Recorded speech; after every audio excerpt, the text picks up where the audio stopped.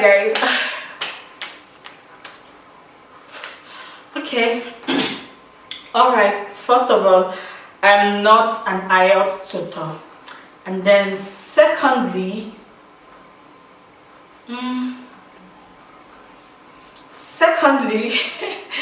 if you're a guy watching this video, you know, for the purpose of what I have to say about my IELTS results, I'm really sorry you're going to have to watch me as I make up.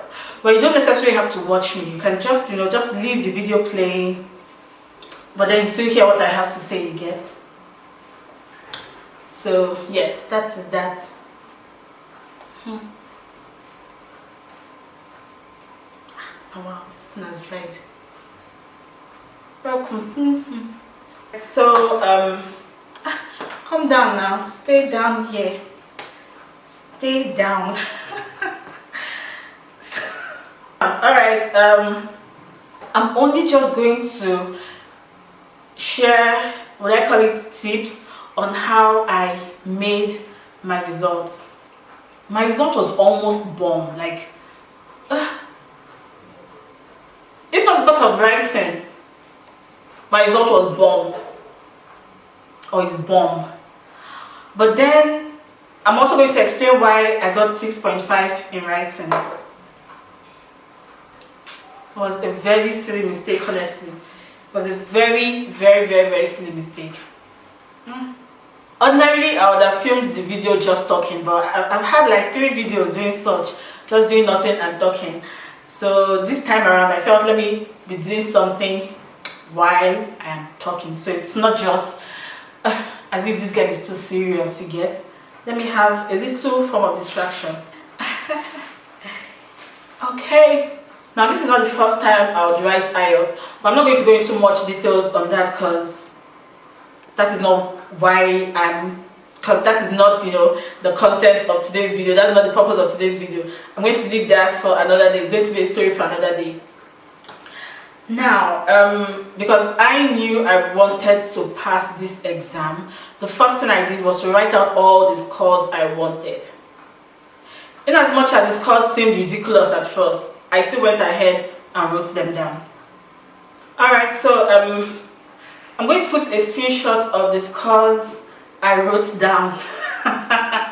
So you guys understand what I mean by in as much as it seemed ridiculous, I still wrote them down, and I was still, you know, speaking on them. I was saying this is what I'm going to get. I don't know how I'm going to get this result, but this is what I'm going to get. This is what I'm going to get. I kept on saying it every day, almost every day, like in fact more than once in a day. Like every time I saw, because I pasted it on my wardrobe, so every time, you know, had to get a cloth out of the wardrobe or something, or I just, you know, my eyes just looked at my wardrobe and I saw this scores I'd written down, I would always say it. So that was how I kept on saying it, you know, putting more life into the scores, even when doubts were coming in and like, how?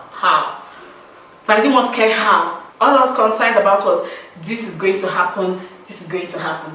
So, you know, I ran with that spirit. I'm a Christian, so of course I also put the exam in prayers. I did novena prayers. I would go to the chapel, go and pray and stuff like that. It came to the time of the exam, and of course I practiced. I put in time to practice.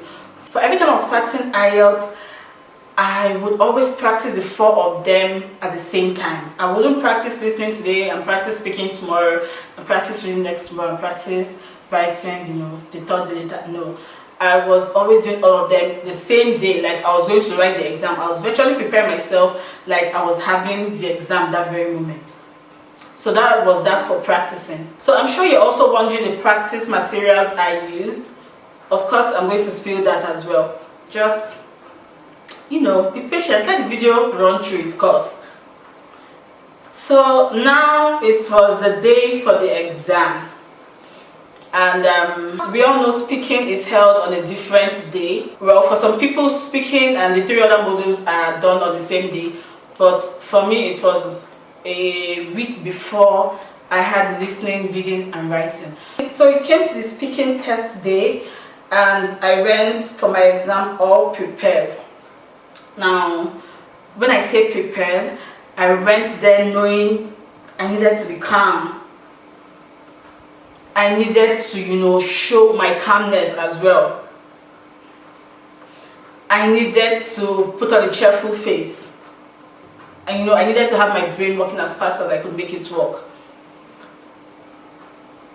I also knew I didn't have to spend so much time on any question I was being asked by the examiner, and I wasn't supposed to, and for whatever question I did not understand, rather than babble on that question, I would simply tell the examiner, I'm sorry, I don't get that question. It is better you let them know you don't understand that question and you let the question go, than for you to, in the course of trying to assimilate your thoughts together, you find yourself babbling.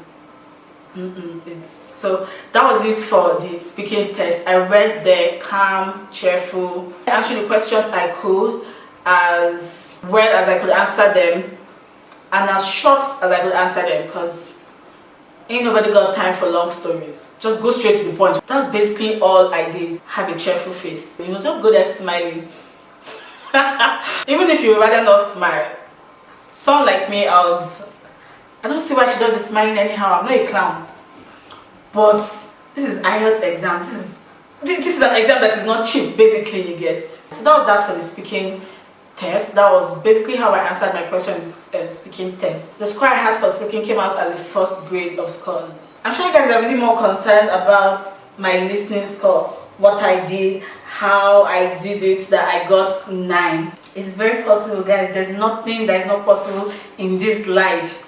Everything is possible. I'm sure I'm not the first person to have that score. There are plenty, but it's not common. That I know for sure. It is really, really, really, really not common. And let me bust you guys' heads more. Along the line, I think in section C, I got lost. Like, I literally got lost.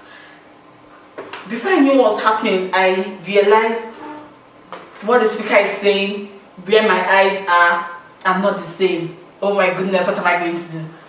But because my first rule for this exam was to be calm no matter what, like no matter what, I knew I had to be calm. One of the things I've noticed that makes people fail in this exam is being tense. That anxiety, that panic. It's something, even if it's something that is common with you on the normal day, keep it at the door of the exam hall. Get into the exam hall, write your exam, do, say, write, read, listen, whatever, and then when you're done, you can go back out, and if you feel the need to pick back that anxiety up, but if you think you're done with it forever, then you can just leave it there as well. So when I found myself lost, I knew I just had to go ahead. I just had to, find wherever the speaker was and then get back on track. So that was what I did. Now, if you're wondering, okay, so how did you get lost at some point and then still come out with 9? Please don't even stop telling us stories. Stop deceiving us. I'm going to tell you guys how I still got the 9 even though I got lost at some point. So basically what I was doing all through from the start of the exam, which is the normal thing, that should be done, but then I went extra with it. Normally when you're writing the listening test, you would put your answers on your question sheet first of all, before then transferring them to your answer sheet at the end of the exam. Now, as I was putting my answers down on my question sheet, I was also putting down everything the speaker was saying on my question sheet. Like, of course, there were some things I would skip out, but everything I felt was important that the speaker said, I put it down on my question sheet in shorthand. Now, whichever way you write in shorthand that is easiest for you, just go ahead and do it. Even if it's to spell, if it's spelling, say that, THAT as DT. If that is what is going to work for you, do it. Put down every single thing the speaker is saying on your question sheet. That was what I did. For every time he was talking, it was like, you know, when you're in lecture class and then the lecturer is lecturing and you are just jotting, taking notes of everything he says. So that was basically what I was doing. As I was listening to the speaker, I was putting everything down in shorthand. So that was how, when I got lost in section C, I'm not going to lie to you. I felt somehow because no one plans to ever get lost in listening. No one. But what saved me was the jotting I did. So after we had stopped and it was time to transfer the answers to the answer sheet, I looked back at what I had jotted and tried to make sense of it from the question I was saying. So that was how I did it, guys. That was how I, you know, made sense out of what I'd written down and what the questions were. And I came out with a 9. And reading, similar to how I did for listening, for reading, I would always underline. Always underline. I'm reading a passage. I'm reading as fast as I can. And, you know, of course, that is going to require practice. You're going to need to learn how to read through passages really fast and at the same time getting what the passage is all about, not just reading and running just like that. Reading, understanding what the passage is all about, making sense out of what the passage is all about. So at every point I was reading, let me not forget I'm doing makeup here, guys. So at every point I was reading, there were certain things I just felt, there were certain words, there were certain sentences I just felt were important to that passage. So for every point, in fact, I found myself underlining almost everything. Of course I didn't underline everything, but the way I kept on underlining and underlining and underlining, I was leaving nothing out. I was leaving no important info, no information that I felt was important out. I underlined everything. So it was easy for me now when I'm answering questions. I know, okay, yes, I saw something concerning this question somewhere. It's easy for me to just quickly trace it. That was just how I went about with the whole reading, and that was how I got an 8.5 in reading. And of course, you would need to know there's difference between true and yes, and there's difference between false and no. Like I stated earlier, I'm not an IELTS tutor. I'm going to leave the links for sites where I studied and practiced the different modules of exam. I'm going to leave them.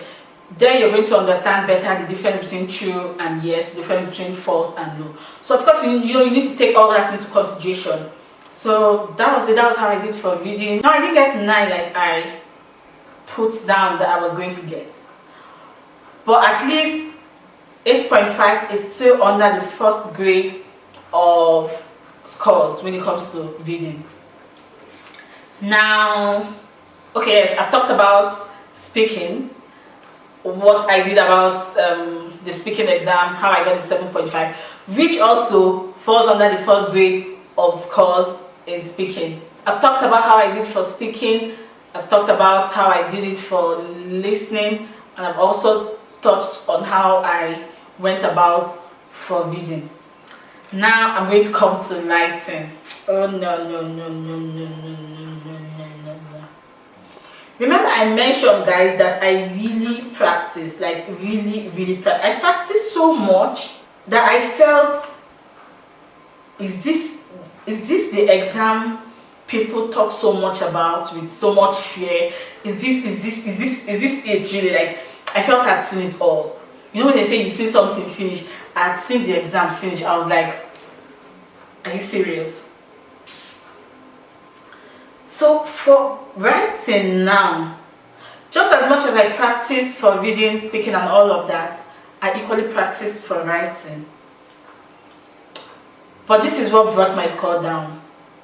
I wanted to give the marker, oh my goodness, I wanted to give the marker something to mark.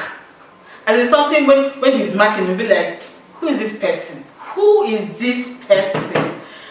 And you know, know, this kind of thing, when you want to overdo, sometimes it can be bad, sometimes it doesn't end well. So honestly, at that point, I didn't think of the fact that being extra at times is not always good. I just wanted to, oh Lord, I knew how much time I put into practicing for this exam. So when I saw the questions and so to cut long story short, I spent so much time on the first part of writing, which is mine was informal letter. I spent so much time on it. I knew I was spending so much time on it. Still, the mind to just give the marker something to mark was just so overwhelming that I wasn't bothered if time was going or not. I still had that so much confidence that I'm still going to, kill the part 2. I was really going to kill the part 2. The problem was I wasn't going to have that much time if I was spending as much time as I spent on the part 1. So I had slayed the part 1 completely, and then when it came to the part 2, which is the essay, it was then it now dawned on me that, Kai, girl, you've not tried. You've done bad, honestly, because you spent so much time in part 1, and now you have little or no time to, go about your part 2. But I wasn't going to let that bother me as well. Like I've been saying, I went into the exam hall with all the calmness I could ever possess in this life. Like I just went there to be as calm as anything. Even if I was burning by my side, I still would be calm. I know this is what I came here for, and this is how I came, and this is how I planned to act here. So even as I noticed time was going, I was still calm. But the essay which is even why they even advise that you should spend more time in the essay, which is the part 2, than you should spend in the part 1. Because 1, you need to write more, and 2, it is more taxing. So time had gone, time was going. As much as I tried to be calm, I wasn't having that much time, so I wasn't assimilating my thoughts properly. I was just putting down everything like so fast, writing so fast, so at least I could meet up with the 250 words. So I was just writing and writing and writing, and writing and writing, but unfortunately my thoughts were not properly assimilated. So it was even a miracle that I wrote up to the 250 words, and I didn't get the opportunity to count my words because of course there was no time. But because I've been practicing and I know the kind of handwriting I have, I know the number of words that would fit into every page. So I knew I'd filled up the first page and filled up the back page as well. I knew if it was the 250 words, from what I'd noticed during the practice, I had definitely written up to 250 words. But my conclusion was where, I don't know, I knew in me that it was only going to be a miracle that the score would come up to what I wanted it to come up to. By the end of the day, thankfully it wasn't so bad. So if I hadn't wasted as much time as I'd wasted in the part 1, I would have definitely gotten a good score in writing, definitely, because I went there fully prepared. So to summarize everything I have said in like 5 points, how I got the scores I got was I practiced. You need to practice. Practice makes perfect. You need to put in that effort, you need to put in the time. I practiced. I knew the scores I wanted, I felt strongly about them, so I put them down.